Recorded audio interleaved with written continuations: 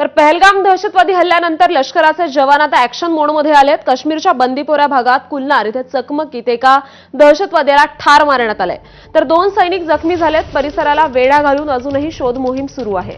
काश्मीरच्या शोपियान आणि पहलगाममध्ये घरांची झडती सुरू आहे। शेकडो संशयित ताब्यात घेण्यात आलेत।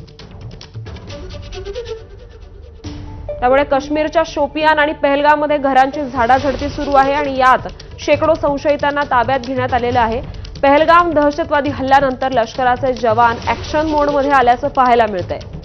काश्मीरच्या बांदीपोरा भागात कुलनार इथे चकमकीत एका दहशतवाद्याला ठार मारण्यात आले आणि 2 सैनिक देखील यात जखमी झाले।